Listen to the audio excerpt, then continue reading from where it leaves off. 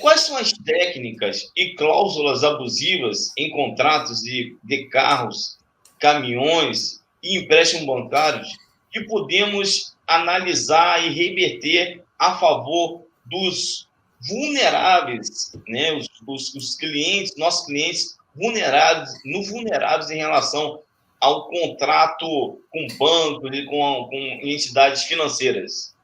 Na verdade, o conceito de hipossuficiente, de vulnerabilidade, é claro, né? É claro. A súmula 297 do STJ já diz: Código de Defesa do Consumidor é aplicado nas instituições financeiras. Ponto. Então, você tem que seguir isso.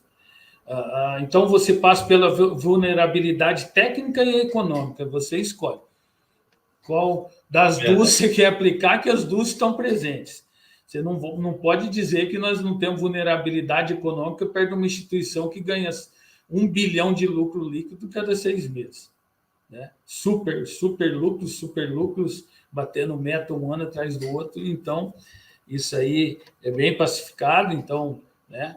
O contrato é considerado o contrato de adesão, que o contrato de adesão é aquele que na qual vamos dar um exemplo bem claro: eu chego para financiar um veículo, o senhor pode sentar com o gerente, discutir as cláusulas e falar assim: essa cláusula aqui eu não gostei, o senhor saca fora que nós não vamos tratar essa cláusula.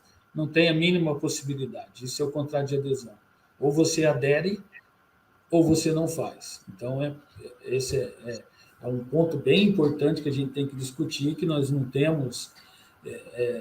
dentro dessa sistemática, princípio de boa-fé, princípio de equilíbrio contratual, isso vai tudo embora. Né? Nós estamos diante de um contrato de adesão que simplesmente você adere e pronto, acabou. E, nesse sentido, nós temos o quê? Juros remuneratórios, que é aquela situação que o STJ entende que é taxa média de mercado mais 10%.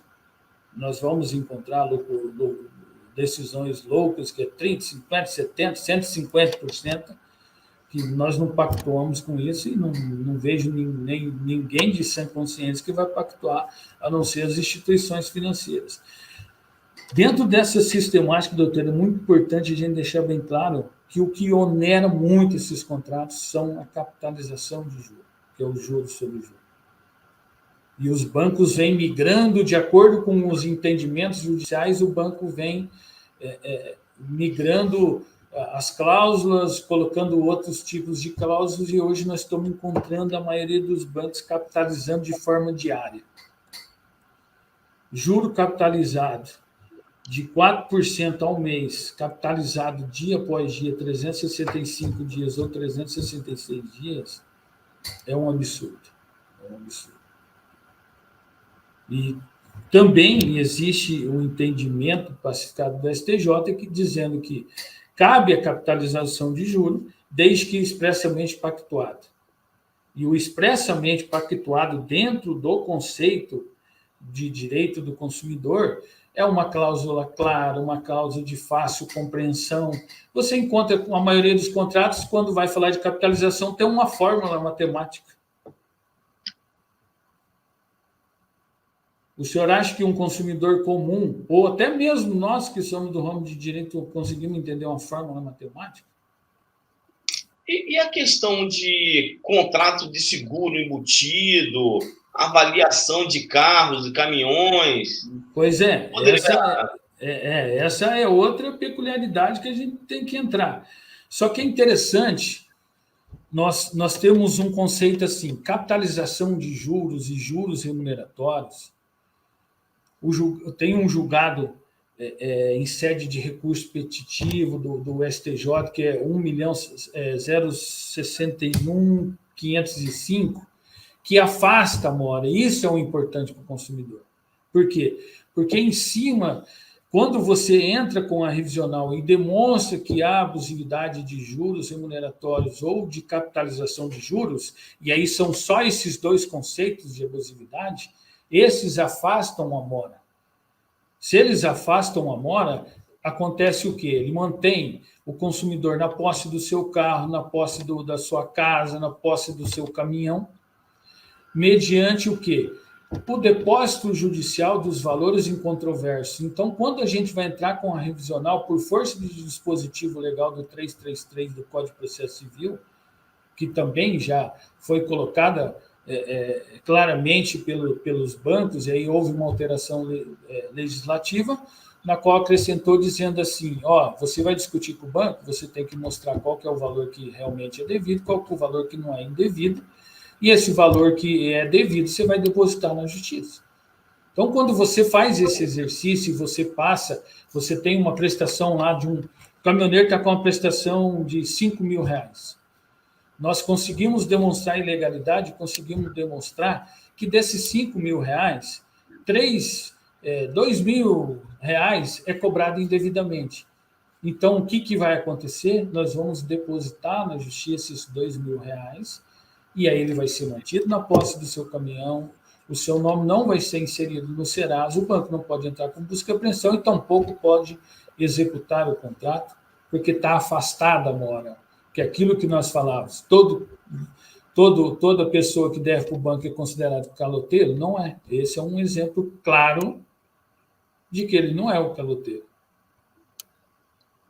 E aquelas avaliações embutidas?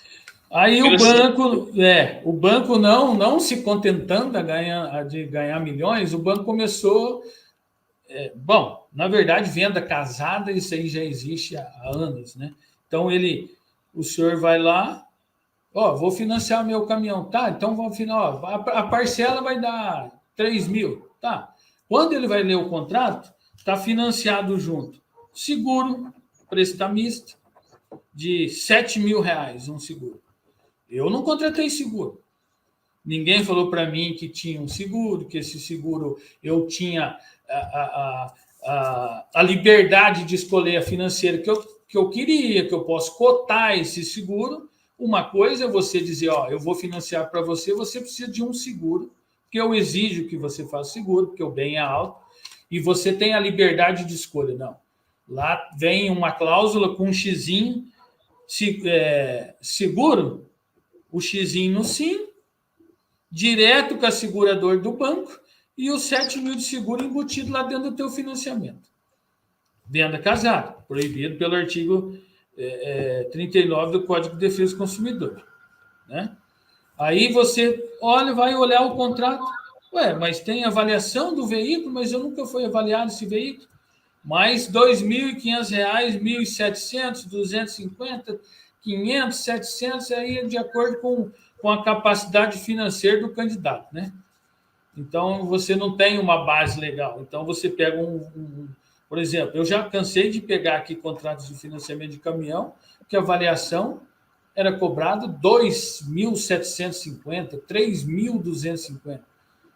Foi um avaliador lá fazer uma avaliação? Nenhuma. Quando muito, o senhor vai encontrar uma clausulinha contratual dizendo vidro bom, lataria boa, pneu bom, mas ninguém foi lá, ninguém fez uma vistoria. Então, o que o STJ entende? É possível cobrar isso? É possível cobrar. Existe legalidade? Existe. Tá? Desde que a prestação de serviço cobrado seja efetivamente realizada, o que não é. Todos nós sabemos que não é. Então, você pode cobrar... me desculpa eu ter cortado o senhor. Então, você pode cobrar desde que não seja uma cobrança abusiva e desde que seja feita realmente aquela prestação de serviço que tá jogado lá, entende? Eu peguei aqui no escritório, doutor Elton, uma questão que achei extremamente interessante. Inclusive, estou entrando com uma ação de danos morais. Na hora que eu fui fazer os cálculos contábeis, né, com a perita contábil, a gente encontrou 0,3, 0,4, 0,5 a mais dos juros contratados. Então, bem comum, eles usaram um idoso, uma pessoa que tinha pouca informação, e colocaram no contrato 0,3, 0,4, 0,5 percentual a mais, né? Então, assim, precisa fazer a revisional, precisa, assim, refazer o cálculo para que todas essas questões sejam trazidas às claras e que a gente possa, como foi falado aqui pelo doutor Elton, né, pessoas que não têm toda a técnica, são vulneráveis, tanto tecnicamente como economicamente, possam equiparar ou possam diminuir a desproporção de forças nesse contrato com o banco. Exatamente. Exatamente. Tem uma outra questão que eu gostaria de estar colocando aqui para o doutor, que são a questão dos contratos rurais e empenhorabilidade de glebas rurais. Só fazendo um ganchinho ali para a gente não perder essa toada aí do que o senhor falou do 0,3, 0,4, que esse é bem interessante isso. E é aquela situação de que na hora que o consumidor ele fica, perde o time ali, perde o dia de pagar uma parcela, e aí ele sempre cai lá naqueles escritórios que é de cobranças do banco, e daí a pessoa fala, mas minha prestação era 1.000, mas nesse mês eu atrasei 10 dias e foi cobrado 1.200, foi cobrado 1.300. Os juros remuneratórios, apesar da legalidade de 12% ao ano, então o banco poderia cobrar na inadimplência 12% ao ano, 1% ao mês, e mais os juros remuneratórios contratados, nós encontramos 98% dos contratos, eles vêm assim, e justamente dentro dessa questão que você falou da vulnerabilidade, taxa de juro remuneratório, 0,3 ao dia. É um absurdo.